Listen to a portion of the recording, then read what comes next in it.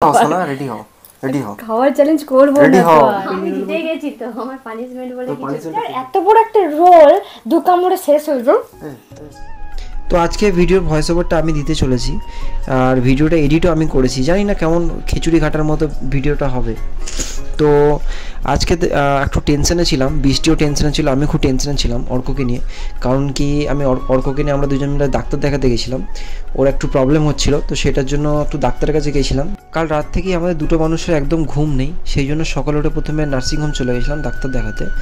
তো এইখানে দেখতে পাচ্ছ অর্ক ফোন নিয়ে ঘাটছে, কারণ কি ও প্রচণ্ড মানে একা বসছিল, বদমাশি করছিল, সেই জন্য ওকে ফোন নিয়ে বসিয়ে দিয়েছিলাম।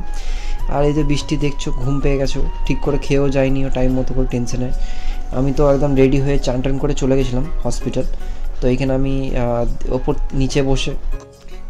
নিচে বসে ভিডিও করছিলাম আর একটা চিন্তা করছিলাম, এই যে এখানে বলছিলাম তোমাদের যে এখন যদি এই মুহূর্তে অপারেশন করা হয়, অপারেশনে একটা খরচা হবে, প্লাস এত ছোটো বাচ্চা একটা অপারেশন করার টেনশনও হচ্ছিল কি হবে না হবে। তো সেটাই বসে বসে ভাবছিলাম এবং ক্যামেরার সামনে বলছিলাম। তো এখানে ডাক্তার দেখানো হয়ে গেছে, তারপর ওষুধ দোকানে যে ওষুধ কটা ছিল ওষুধ কটা নিচ্ছিলাম। আর তারপরে আমি বৃষ্টি থেকে বাড়ি ছেড়ে আমি অফিস চলে গেলাম। তারপরে দেখো বাড়ি এসে পরে এখানে দেখো আমি দোকানে এসেছিলাম, কেননা আমাদের বাড়িতে কিছু কিছু জিনিস শেষ হয়ে গেছিলো সেইগুলোই নিতে। আর এখানে অর্ক এসে এত দস্যিপানা করছিলো যে কি বলবো। তারপরে দেখো এতগুলো ওষুধ দিয়েছে, সেই ওষুধগুলো আমাকে টাইম টু টাইম ওকে খাওয়াতে হবে। আর ওয়েট একদম কমে গেছে। দেখো শরীর থাকলেই শরীর খারাপ হবে, হ্যাঁ অর্কর একটু বেশিই হচ্ছে। কেননা একটা সত্যি কথা বলতে কি জানো তো, একটা জায়গা থেকে আরেকটা জায়গায় যখন আমরা আসি না, হুট করে হয়তো অনেকের শরীর খারাপ হয়, আর অনেকের এই শরীর খারাপটা জাগতে অনেকদিন টাইম লাগে। তো হতে পারে আমাদের ওয়েদার চেঞ্জের জন্য হয়েছে, ডক্টর ওই একই কথা বললো। আর আমি যেটা ভয় পাচ্ছিলাম পাহাড়ে গিয়ে হয়তো লুজ মোশনটা হয়েছে, কিন্তু পাহাড়ে গিয়ে অ্যাকচুয়ালি হয়নি। আমি ডাক্তারের কাছে গিয়ে জানতে পারি এখন নাকি এটা সবারই হচ্ছে। তো এখানে অ্যান্টিবায়োটিক দিয়েছিল, প্লাস তোমার দিয়েছিল হচ্ছে কতগুলো ভিটামিনের ওষুধ। এই অ্যান্টিবায়োটিকটা কিসের জন্য খাওয়াচ্ছে সেটাও বলি। ওর যে টয়লেট করে সেই জায়গায় জানো তো, ও ক্লিন করতে গিয়ে হঠাৎ করে বেশি একটু জোরে প্রেশার করে ফেলে ক্লিন করতে গিয়ে, যার কারণে ওই জায়গাটায় হালকা করে মানে ইনফেকশনের মতো হয়ে গেছিলো, যে কারণে প্রচণ্ড পরিমাণে সারা রাত ধরে ব্যথা করেছে, টয়লেট করতেও পারিনি সেভাবে। তো সকালবেলায় উঠে আমি আগে ডাক্তারের কাছে গেছিলাম, তো ডাক্তারকে দেখালাম। ডক্টর বললো কোনো অপারেশন করার দরকার নেই, ওর প্রপারলি এটা ঠিকঠাক হয়ে গেছে। হ্যাঁ যেগুলো প্রতিদিন কাজ সেগুলো প্রতিদিন মেনটেন করে চলতে হবে, ব্যাস তাহলেই সব ঠিক হয়ে যাবে। আর এখানে দেখো অর্কর ওয়েটটা একদম মানে কমে গেছে, কিছু করার নেই, একদম ডাউন হয়ে গেছে। সেই কারণে একটা মেডিসিন দিয়েছে যাতে মানে একদমই কমে গেছে। তোমরা দেখেই তো বুঝতে পারছো চেহারাটা একদম হাড়ের মধ্যে যেন মাংসটা চিটকানো আছে না এরকম মনে হচ্ছে। তারপরে দেখো ওই ওষুধ টষুধ ভাত টাত খাইয়ে আজকে সকালে কিছু রান্না করিনি গো, ডাল করেছিলাম, গন্ধরাজ লেবু আর একটু আলু সেদ্ধ, আর ওদেরকে একটু ডিমের অমলেট করে দিয়েছিলাম। আর এখানে দেখো ছানার নিয়ে এসছিলাম, তখন দুধ নিয়ে এসলাম, ওইটা ছানা কেটেছি দিয়ে মুড়ি দিয়ে করেছি, মানে ওকে খাওয়াবো। খাওয়া দাওয়ার এখন সব কিছু প্রপারভাবে করতে হবে। এখন কেন মানে আমার বরাবরই একটা মাথায় ধ্যান জ্ঞান কী বলি, নিজে মরছি মরি, ছেলেকে যেন ঠিক রাখতে পারি, এটা আমার বরাবরই জানো তো। এমনকি বাড়ির দিদিও বলে যে বৃষ্টি তুমি ছেলেকে খুব যত্নে মানে একদম ছাড়ো না। বলো আসলে কী বলো তো, ওকে ছোটোর থেকে এত মানে যত্নে রেখেছি না, এখন না মানে হাত ছাড়া করতে পারি না খুব একটা, জানো তো। তবে হ্যাঁ তা বললে ওকে আমি কোনোদিনও মামাস বয় বানাবো না, মানে হয় না মায়ের ন্যাওটা, এরকমটা বানাবো না। ও নিজের মতো করে থাক, কিন্তু হ্যাঁ সব কিছু নিজের উপর আত্মনির্ভরশীল হোক সেটাও আমি চাই। তো কিন্তু তবুও কিছু কিছু এখন যেগুলো আমাকে করা উচিত সেগুলো আমি করছি, এই আর কি। আর এদিকে দেখো যেহেতু পড়তে বসবে না বললো, কিন্তু পড়তে তো আমি ওকে বসিয়েছিলাম, পড়তে বসে দেখো হঠাৎ করে মনে হলো এই জায়গাটা প্রচণ্ড নোংরা হয়ে আছে, তো নিজের থেকে কিন্তু এটা ক্লিন করতে মানে বসেছে। ওকে কিন্তু এখন একদমই বলতে হয় না, ও যে এই জায়গাটা নোংরা করে না, ও নিজের থেকেই কিন্তু এই জায়গাগুলো সব কটাকে ক্লিন করে। আর দেখো এখানে ক্যামেরা অন করা ছিল, আমি তো দেখিনি। তারপর দেখো এই দিকটাতে ক্লিন করতে বসেছে, মানে একদিকটা হতে না হতে আবার এই দিকটা কি সুন্দর পরিষ্কার করে দিচ্ছি। দেখো আমাকে আবার ডেকে ডেকে বলছে মা দেখো এইটা এইখানে এরকম করে পরিষ্কার করে দিলাম না, আমি তোমার গুড বয় না, এইভাবে আবার আমাকে বলে। তারপর যে নোংরাগুলো ছিল সেগুলো আবার ডাস্টবিনে ফেলে হাতটা ধুয়ে নিল। আর এদিকে আমি ভাত বসাচ্ছিলাম। আর আজকে তো মানে কী বলতে পারো এটা পুরো খিচুড়ি ঘাটা ব্লগ, কেননা আজকে দেখো এই দেখো চিকেন রান্না করব। তো হঠাৎ করে প্রীতমের মাথায় আর আমার মাথায় আসে চলে আজকে ফুড ব্লগিং মানে ফুড চ্যালেঞ্জ করব। তো সেই কারণে একটা ছোট্ট করে মানে ভিডিওটা হয়নি বলতে পারো, মাঝখান থেকে হয়তো কোনো কারণে কেটে গেছিলো, সেই কারণে দেখলাম এইটুকু ভিডিওর কোথায় আলাদা করে দেবো, ওই জন্য ভাবলাম এই ব্লগের মধ্যেই পোস্ট করে দিই। আর এত সুন্দর চ্যালেঞ্জটা হয়েছে না যে ভাবতে পারবে না। তো তো এখানে না গোটা মশলা চিকেন বানাচ্ছিলাম। এটা আমার বাবা খুব ভালো বানায়, তো এটা একটু বেশি করে ঝাল দিয়ে বানাতে হয়। অনেকে বলবে এত লঙ্কা, কাঁচা লঙ্কাগুলো ঝাল নেই, তবে হ্যাঁ শুকনো লঙ্কাগুলো ঝাল আছে। তো এখানে রসুন আর আদা দিয়েছি। আর অর্কর কিন্তু সকালবেলা স্টু করে রেখেছি, ওই স্টুটাই খাওয়াবো ওকে। আর এদিকে দেখো পেঁয়াজ, তারপরে আলু টালু সব দিয়ে গোটা মশলা রান্না করছি। আমার বাবা খুব ভালো করে, আমার নিজের হাতে রান্না অত ভালো লাগে না জানো তো, কেউ করে দিলে আমি খুব ভালোবাসি। তো এখানে নর্মালি দেখলে কুচি কুচি করে সব রেখেছিলাম, পেঁয়াজ কুচি, আদা কুচি, রসুন কুচি, আর গোটা গরম মশলার মধ্যে দিয়েছিলাম লং, দারচিনি আর গোটা জিরে, শুকনো লঙ্কা, সব একসঙ্গে গোটাগুলো সব ভেজে নিয়ে চিকেনটাও নুন হলুদ মাখিয়ে রেখেছিলাম সেটাকে দিয়ে ভেজে দিলাম। ব্যাস আলু অ্যাড করলাম, এরপর টমেটো অ্যাড করে এটাকে ঢাকা চাপা দিয়ে কষতে হবে। ব্যাস আর কিছু করতে হবে না, এইটাই চিকেনটায় আস্তে আস্তে জল ছাড়বে আর এটা কষা কষা হয়ে রেডি হয়ে যাবে। বেশ খেতে হয়, আর ভাত দিয়ে তো ভালো লাগে, রুটি দিয়ে দুর্দান্ত লাগে। আর প্রীতম ভাতের থেকে বেশি রুটিটা পছন্দ করে, কিন্তু কি বলো তো আমি আজকে আর রুটিটা করে উঠতে পারলাম না, মানে ভালো লাগছে না, মেন ব্যাপার হচ্ছে। আর গরমটা রয়েছে সেই কারণে, তবে হ্যাঁ এইদিকে গরমটা গায়ে লাগছে না। আমার তো খেতে পাচ্ছে, প্রচুর পরিমাণে খেতে পাচ্ছে। তো হ্যালো এভরিওয়ান, তোমরা আমাদেরকে অনেকেই বলেছিলে যে হ্যাঁ দিদি ফুড চ্যালেঞ্জ করো, কিন্তু প্রথমেই তো আর কী দিয়ে শুরু করবো বুঝতে পারিনি। তো ও বললো যে আজকে চিকেন হয়েছে, ভাত হয়েছে, রুটি করলে বেশি ভালো হতো। হ্যাঁ রুটি দিয়ে করলে ভালো হতো, কিন্তু গরম রয়েছে তো আমি ভাতটা বেশি ভালোবাসি, তো সেখানে গরম ভাত দিয়ে হচ্ছে গরম ভাত, চিকেন কষা, আর এখানে যত পেরেছে এক গুচ্ছ পেঁয়াজকে কেটেছে। তো চলো শুরু করা যাক। ওইরকম করে হাম করে খাবে না, ঠিক আছে? যে আগে শেষ করতে পারে দেখবো, যে শেষ করতে পারবে না তার তো পানিশমেন্ট আছেই, সেটা এখন কেউ কাউকে বলবে না। ওর মতো করে ভেবে রেখেছে, আমি আমার মতো করে ভেবে রেখেছি। তো চলো স্টার্ট করা যাক। পরিষ্কার করে খাবে আর ভালো করে খাবে। তোমার একটা লেগ পিস, আমার একটা লেগ পিস। আলু গ্যাস ব্যাস, এই বাস থেকে এই টপিক বোন কাটবে।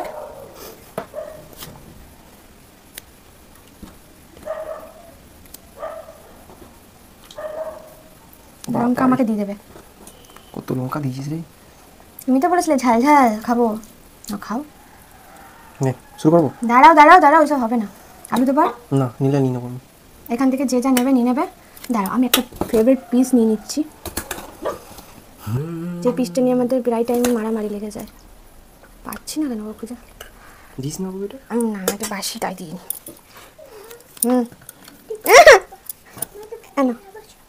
না ঘুমা চুপটি করে, এবার খাবো। রেডি? দাঁড়াও অমনি করে না, তুমি কিন্তু হাম করে খাবে না বলে দিই তোমার। ও না একটা রোল, বড় রোল দিচ্ছি, একটা বড় রোল না 2 কামড়ে শেষ হয়ে যায়। ফ্যানটা চালা। প্রচুর মশা। শুরু তুই আমাকে জায়গা দে, হাত ছড়া।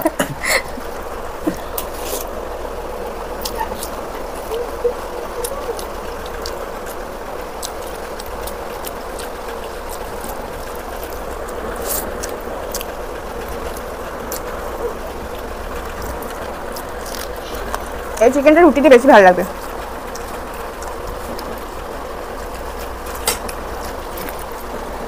আমাকে দাও একটু।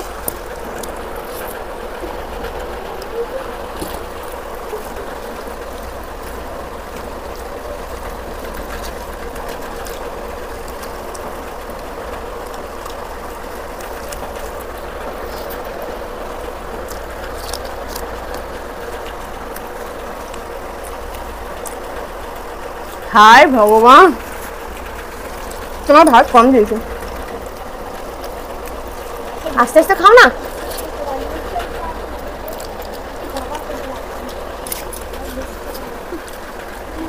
আস্তে আস্তে খাও, চিবি চিবি খাও।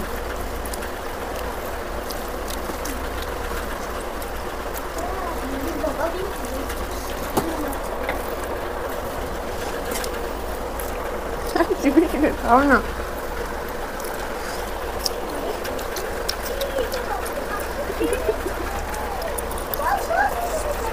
তোমার হাতের মতো হাতে বড় না তো, আমার ভাতটা বেশি নিয়েছে। খেতে পারছো না? সত্যি ভাতটা বেশি নিয়েছে।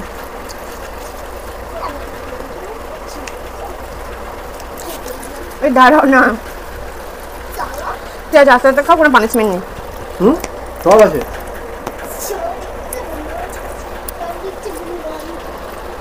পানিশমেন্ট কি হবে, খাও না শান্তি করে। ওই ঝাল ঝাল ওই জিনিসটা বলো।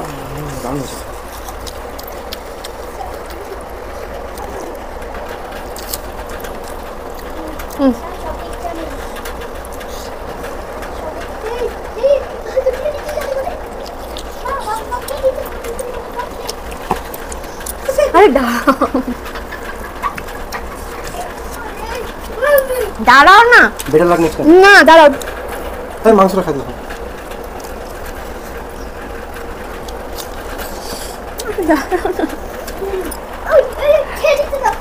দুটো ভালো না, না ভাতে বেশি বলো নিয়েছি।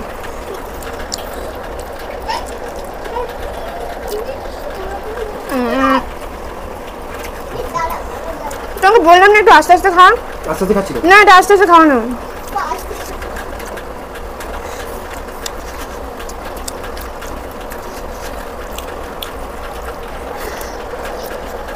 আলু নেবে, একদম না, ঘুমে ঝাল দিয়েছে।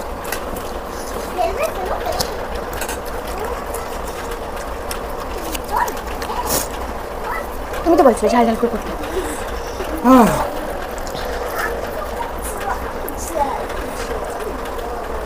আরে আসলে ঢুকেছে, আমার তো ভালো লাগে না। চল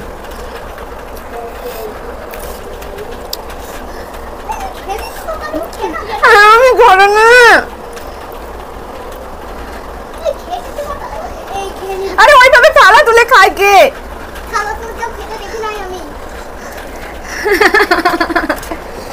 তুমি আর পাতে ভাত তুলেছো।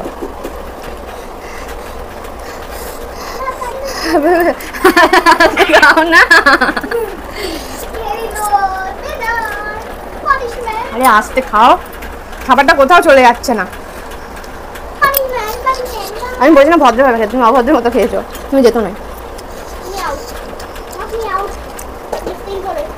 আচ্ছা আমি পাচ্ছি না।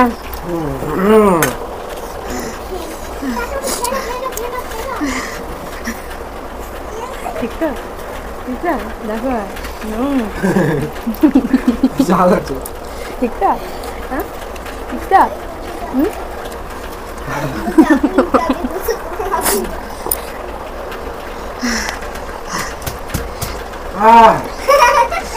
পানিশমেন্ট নেই গাইস, টাটা বাই বাই। আজকের মতো আজকের মতো এখানেই শেষ ভিডিওটা। গাইস আমাদের চ্যালেঞ্জ, তো আমাদের তো চ্যালেঞ্জ শেষ হয়ে গেছে, তো আমি জিতে গেছি, ও হেরে গেছে, তো কি আর করা যাবে। গোহারা হেরে গেছে, বেচারা খুব মনে হচ্ছে ফাঁকা মাঠে গোল দিলাম। যা এবারের মতো পানিশমেন্টটা তোকে মাফ করে দিলাম। মাফ করিনি, পরে ঠিক সুদ আসলে তুলে নেবো। আমার সঙ্গে প্র্যাঙ্ক করেছিলি না, ওটা সুদ আসলে পরে তুলবো, ঠিক আছে? আজকের মতো ছেড়ে দিলাম, দেখে নিলি। আমি আর চ্যালেঞ্জ করব না। রেডি হও সোনা, রেডি হও, রেডি হও, খাওয়ার চ্যালেঞ্জ করব না। রেডি হও, রেডি হও। আমি পারবো না, যার এত বড় একটা রোল দু কামড়ে শেষ হয়ে যাও। এই তেমন কি বলতে পারছিস? আমি রাক্ষস, হ্যাঁ রাক্ষস তুমি, রাক্ষস রাক্ষস, হ্যাঁ কামড়ে দেবো, কামড়ে দেবো। যার একটা কামড় মানে দু কামড়ে রোল শেষ হয়ে যায় এত বড়, তাহলে সে তাকে কি বলবে? তার সাথে মানে ফুড চ্যালেঞ্জ করা মানে বোকামো না? আমি বোকা সুযোগ করতে তুমি তো বলেছিলে করতে গেছিস না? এইটুকু তো মুখ, এইটুকু তো মুখটা করতে গেছিস কেন তুই? না এরপরে না ফুচকা চ্যালেঞ্জ করবো জানো তো, কিন্তু ফুচকা চ্যালেঞ্জের একটা নিয়ম রাখবো, যেটা সবাই পারবে না। হ্যাঁ হ্যাঁ আমার নিয়মে চলবে, যেটাতে আমি জিততে পারবো। তাও পারবি না, যা তো চ্যালেঞ্জ। চলো তোমরা দেখতে চেয়েছিলে, তাহলে তোরটা তাহলে পেন্ডিং রইলো, কিটা বলতো? আমি জিতে গেছি তো, আমার পানিশমেন্ট বলে তো কিছু পানিশমেন্টটা পেন্ডিং রইলো, না। মনে থাকে না। না আমি তো জিতে গেছি। তো চলো কেমন লাগলো জানিও ভিডিওটা, ভালো লাগলে কি আর ভালো লাগে, ফাঁকা মাঠে মনে হচ্ছে গোল দিল, কি আর ভালো লাগবে? ভালো যাও, ঠিক আছে ভালো, নেক্সট টাইম দেখিয়ে দেবো পারি না যাও। ঠিক আছে, হ্যাঁ ঠিক আছে চলো। তো চলো টাটা, সবাই ভালো থেকো, সুস্থ থেকো, আর সকলকে ভালো রেখো। টাটা, হরে কৃষ্ণ। হরে কৃষ্ণ। আর এখানে দেখো, তারপরে আমি সকালবেলায় উঠে বিছানাটাকে গুছিয়ে নিয়েছি। আজকে সকালে রান্নার তেমন ঝামেলা নেই জানো তো, কারণ ওই দিদির ছেলে জন্মদিন আছে, সেই কারণে জানো তো আমাদেরকে রাতে খেতে বলেছে, তো সেখানেই খাবো। আর সকালবেলায় প্রীতম বাজার যাওয়ার কথা ছিল, আমি আর বাজার যেতে দিইনি, কারণ কালকে হাট বসবে, একবারে কালকে হাটে বাজারটা করব। ওখানে অনেকটা হালকা সস্তা লাগে, তো সেই কারণে আমরা করি। আর এখানে একজন বলেছিল, আমার মনে পড়ছে না কমেন্টে, যে দুজন মিলে নাকি বিছানা ঝাড়তে নেই, বড়দের কাছে শুনেছে। তো আমি এরকম না সত্যি কোথাও শুনিনি, অনেস্টলি বলতে, কেননা আমি ছোটোর থেকেই দেখি মাঝে মাঝে যে আমি দাদা মিলে হয়তো বিছানা ঝাড়ি বা কিছু মানে এরকম করেছি, কারণ এরকম আমি নিয়ম শুনিনি কোনোদিনও। আর সত্যি কথা বলতে দেখো, মানা না মানা সম্পূর্ণ নিজের কাছে, ঠিক আছে। তার থেকেও বড় কথা হচ্ছে এমন অনেক কিছু জিনিস আছে যেগুলো না আমরা না প্রতিটা পদে পদে যদি ছোট ছোট বিষয়ে এত নিয়ম মানে মেনে চলতে যায় না, তাহলে হয়তো আর পেরে উঠতে পারবো না আমরা, জানো তো। আসলে এইসব নিয়মগুলো আমাদের মানুষেরই সৃষ্টি, সত্যি কথা বলতে। হয়তো দেখা গেলো এগুলো কোনো কিছুতেই কোনো কিছু না। ভালো করে টাকা ভাইকে দিকে ওইভাবে কে বসে, ভালো করে দাদা ভাইকে জড়িয়ে ধর। আর তুই আশীর্বাদ করেছিস কেন পাপা? দাদা ভাই হয় না বড়? পায়েস খাওয়াতে হতো শুধু। টাকাই দিকে। আজকে সকাল থেকে শুধু বলতে পারো আমি শুধু ঘর গুছিয়ে গেছি, আর অর্ক শুধু যত্ন নিয়ে গেছি, কারণ অর্ককে দেখে সত্যি আমার খুব খারাপ লাগছে, খুব খারাপ হয়ে গেছে ছেলেটা। আর এখানে না এখন ছোট দিয়ে আশীর্বাদ করছে, মানে বাবুর পিসি, সে আশীর্বাদ করছে। আমি আশীর্বাদ করে ফেলেছি, অর্ক নাকি আশীর্বাদ করেছে। মানে প্রথমে যখন দেখলেন তখন একদম সোজা চলে এসছে, ড্রেস ফ্রেস না চেঞ্জ করে। আমি আবার ঘরে নিয়ে গিয়ে ড্রেসটা চেঞ্জ করিয়ে দিলাম। তারপরে দেখো দুজন সেম কালারই ড্রেস পরেছে। আর এই যে বাবু ড্রেসটা পরেছে, এটা না মানে আমি দিয়েছি, তো কেমন লাগছে অবশ্যই জানিও কেমন মানে হয়েছে। কেননা আমি না ভেবেছিলাম এটা অনেকটাই বড় হবে ওর গায়ে, কিন্তু দেখলাম ঠিকই আছে। আমি আমার সামর্থ্য অনুযায়ী দিয়েছি, জানো তো। তেমন তো খুব একটা যে বিশাল দিতে পেরেছি তা না। তবে হ্যাঁ, প্রীতম বলেছিল কেকটা নিয়ে আসবে, কিন্তু ওদের না কেক কাটার নিয়মটা নেই। পরে জানতে পারলাম কেক নিয়ে আসা হয়েছে, অন্য কেউ কাটবে, তারপরে বাবু কাটবে। তো ততক্ষণে তো প্রীতম অফিস চলে গেছে, আর তো নিয়ে আসা সম্ভব ছিল না। তো নাহলে প্রীতম বলছিল সকালবেলায় কেকটা দিয়ে যাবে, তো ওইটাই কাটা হবে। কিন্তু দিদিদের নিয়ম আছে যে কেক কাটতে নেই, তো সেই কারণে। তো বাকি আস্তে আস্তে সবাই আশীর্বাদ পর্বটা সারছিল। আর এইখানে অর্কর গেছে মানে প্রচণ্ড পরিমাণে মনটা খারাপ হয়ে, ভীষণ পরিমাণে ওর না ভেতরে আমি বুঝতে পারছিলাম না মনটা খারাপ হয়ে গেছে। আমি দিদিকে ভিডিও করছিলাম, আর ও না একটা কোণে না চুপটি করে বসেছিল। আসলে বাবুর ফ্যামিলি থেকে মানে ওর মামার বাড়ির থেকে অনেকেই এসেছিলো, দাদু এসেছিলো, দিদা এসেছিলো, তারপরে তোমার মাসি টাসিরা সবাই এসেছিলো। তো সত্যি কথা বলতে অর্ক ছোটোর থেকেও দাদু দিদাকে যতটা কাছে পেয়েছে অতটা কাছে কাউকেই পায়নি। তো সেই জন্য ওর মনটা ভীষণ খারাপ হয়ে গেছে বলতে পারো। আর তার থেকেও বড় কথা হচ্ছে কি জানো তো, ও আমার মা বাবাকে একটু বেশি ভালোবাসে, মানে দাদু দিদাকে। তো এখানে দেখো দাদা আবার ওকে পাশে বসালো, ওর যেহেতু একটু মনটা বেশি খারাপ হয়ে গেছিলো। তো এখানে দুজনকে আমি আবার বললাম যে ঠিক আছে পাশাপাশি ধরে আমি একটু ছবি তুলি দেখি। ওকে দেখে না আজকে আমারও ভীষণ কষ্ট হচ্ছিলো সত্যি কথা বলতে। আসলে অর্ক না ছোটোর থেকে মাকে খুব ভালোবাসে, মানে ওর দিদাকে খুব ভালোবাসে। বাবাকে বলতে মানে আমার বাবাকে বলতে দাদা বলতে অতটা দেখো যে অত দাদা করে না, কিন্তু হ্যাঁ ও দিদাকে প্রচণ্ড টান। তো ওই কারণে একটু হয়তো ওর মনটা খারাপ হয়ে গেছিলো কোথাও। তো এই আর কি। আর বাচ্চা তো এই আর কি, বুঝতেই তো পারছো। তো এইখানে দেখো তারপরে বাবুর যে দিদি ছিল মানে সোনা ছিল, ও মানে আশীর্বাদ করছিল। আর দেখো এদিকে আয়নায় কিন্তু দেখা যাচ্ছে অর্ক কিন্তু তখনও কান্নাকাটি করছে। লাস্ট পর্যন্ত বেচারার কান্নাটা ধরে রাখতে পারলো না। এখানে কেক কাটিংয়ের সময় ও বেচারা খুব জোরেই একটু কেঁদে ফেলেছিল। এখানে দেখো মানে প্রথমে না ওর পিসি কেকটা কেটে দিল, তারপরে কিন্তু বাবু কেটেছিল। আর এখানে অর্ক দেখো মানে ফুদি নেভাতে যাচ্ছিলো, ব্যাস এখানে ওই যে হাত দিয়ে সরিয়ে দিয়েছে, ওইটা একটু রাগ হয়ে গেছে। ওই মানে ওর কথা হচ্ছে ও দাদু দিদা থাকলে তো এটা হতো না, ও জন্মদিনটা এইরকম করে হতো আর কি। যাই হোক নেক্সট বছর আমি আশা করছি আমার বাবা মা সব ঠিক হয়ে যাবে। আর আমি আশা করছি কি আমার বাবা মা হয়তো আমার উপর রেগেও নেই, এইটুকু আমি জানি। কিন্তু হয়তো হয়তো আশেপাশে লোকের কারণে হয়তো অনেক কিছু কারণে হয়তো ওরা আমাকে মানে যোগাযোগ করতে পারছে না, এইটুকু আমি বলতে পারি। তাছাড়া আমি জানি যে ওরা হয়তো আমার উপর একটু রেগে নেই, কারণ আমার ছেলের উপরও রেগে নেই। ওদেরও মন চাইছে, মনটা হয়তো এতটাই কষ্ট হচ্ছে, হয়তো আমার মায়ের কষ্ট হচ্ছে, বাবার কষ্ট হচ্ছে বলেই হয়তো অর্কর এতটা কষ্ট হচ্ছে। কথায় আছে না, বাচ্চাদের মন কাঁদে, তো হতে পারে সেই কারণে। তো দেখো এখানে কেক টেক কাটা হচ্ছিলো, ওদের ফ্যামিলিতে যেহেতু সবাই ছিল, এইখানে অর্ক কেঁদে দিয়েছিল খুব। তো তোমাদেরকে আমি দেখাচ্ছি ওর কান্নাটা, মানে ওর কান্নাটা দেখে না আমারও কোথাও ভেতরটা জানো তো একটু হালকা কেঁদে উঠলো, যে হ্যাঁ হয় আগের বছরে ওর দাদু দিদার কাছে কেক টেক কেটেছিল, হ্যাঁ ছোটো করে অ্যারেঞ্জমেন্ট করা হয়েছিল, কিন্তু খুব মজা করা হয়েছিল। এই যা তো দেখতে পেলে ও কাঁদছিল। তো আমি আর পজ করে তোমাদেরকে আর দেখালাম না ওর কান্নাটা, ভিডিওর প্রথমেই তো আমি দেখালাম। যাই হোক এখানে আস্তে আস্তে আমি আবার ওকে ভোলালাম যে আর কেঁদো না। তারপরে দাদা না ওকে না ডেকে নিয়ে এসে আবার এই যে দেখো কেকটা কাটালো মানে বাবুর কেকটাই ওকে দিয়ে কাটানো করালো, আবার ওই আবার এমন করে খাওয়াচ্ছে যেন মনে হচ্ছে ওরই জন্মদিন। যাই হোক এখানে একটুখানি ওর মনটা একটু অনেকটাই ফ্রি হলো। এই জিনিসটা ওকে কেউ বুঝতে পারেনি, কিন্তু আমি ওই জায়গায় দাঁড়িয়ে বুঝতে পেরেছিলাম যে ওর মনটা কেন খারাপ হয়েছে। আসলে এত লোকজনের মাঝে তো ও মানুষ হয়েছে, আসলে ও দাদু দিদা যে কোনো স্পেশাল মোমেন্টে ওর সাথে থাকতো, এটাই হচ্ছে বড় কথা। তো যাই হোক ওই জায়গাটা থেকে আমারও হঠাৎ করে এতটা মনটা খারাপ হয়ে গেল যে আমি আর কি বলবো তোমাদেরকে। তো এখানে অর্ক সবাইকে কেক খাওয়াচ্ছিলো বাবুর সাথে সাথে মিলে মিলে, ও যেমন বাবু যেমন সবাইকে কেক খাই দিচ্ছিলো, অর্ক তেমন সবাইকে কেক খাই দিচ্ছিলো। এই যা তারপর সবাই আস্তে আস্তে খাওয়া দাওয়া সারলো, আমরাও খাওয়া দাওয়া সারলাম, আর ভিডিওটা কন্টিনিউ করিনি, আমারও মনটা একটু খারাপ হয়ে গেছিলো তাই কারণে। তো এখানে সব খাওয়া দাওয়া হচ্ছিলো। তো চলো আজকে ভিডিওটা এখানেই শেষ করছি, সবাই ভালো থেকো, সুস্থ থেকো, সকলকে ভালো রেখো, টাটা।